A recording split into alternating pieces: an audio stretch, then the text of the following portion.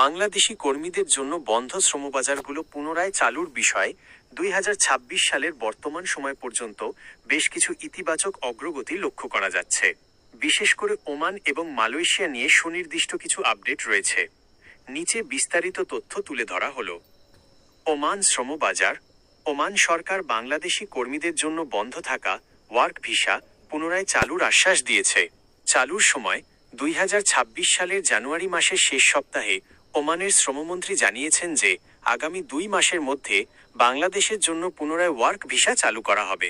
কারণ 2023 সালে অনিয়মিত কর্মীদের বৈধকরণ প্রক্রিয়ার কারণে সাময়িকভাবে অদক্ষ ও আধাদক্ষ কর্মীদের ভিসা বন্ধ রাখা হয়েছিল। এখন পরিস্থিতি পর্যালোচনার পর তা আবার খোলার সিদ্ধান্ত নেওয়া হয়েছে। 2.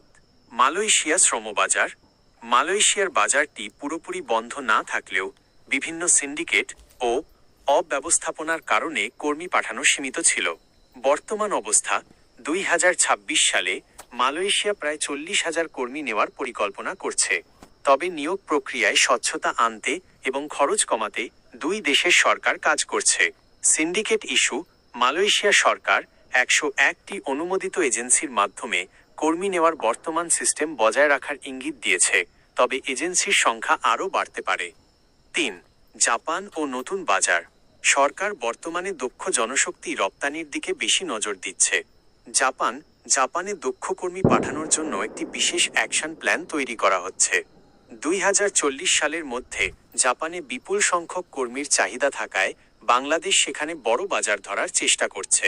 অন্যান্য দেশ, মালদ্বীপ এবং ইউরোপের কিছু দেশে যেমন রোমানিয়া পেশাদার ও দক্ষ কর্মী পাঠানোর বিষয়ে আলোচনা চলছে।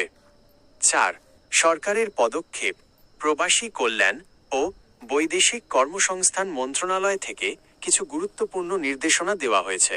ভিসা জালিয়াতি রোধ। প্রধান উপদেষ্টা এবং সংশ্লিষ্ট মন্ত্রীরা সার্টিফিকেট জালিয়াতি বন্ধে কড়া নির্দেশ দিয়েছেন, যাতে আন্তর্জাতিক বাজারে বাংলাদেশের ভাবমূর্তি নষ্ট না হয়। দক্ষতা উন্নয়ন।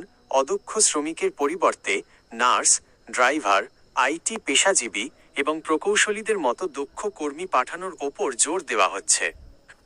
আপনি কি কোনো নির্দিষ্ট দেশে যাওয়ার জন্য প্রয়োজনীয় যোগ্যতা বা নিয়োগ প্রক্রিয়া সম্পর্কে জানতে চান? আমি আপনাকে সেই দেশের বর্তমান নিয়মগুলো জানাতে সাহায্য করতে পারি।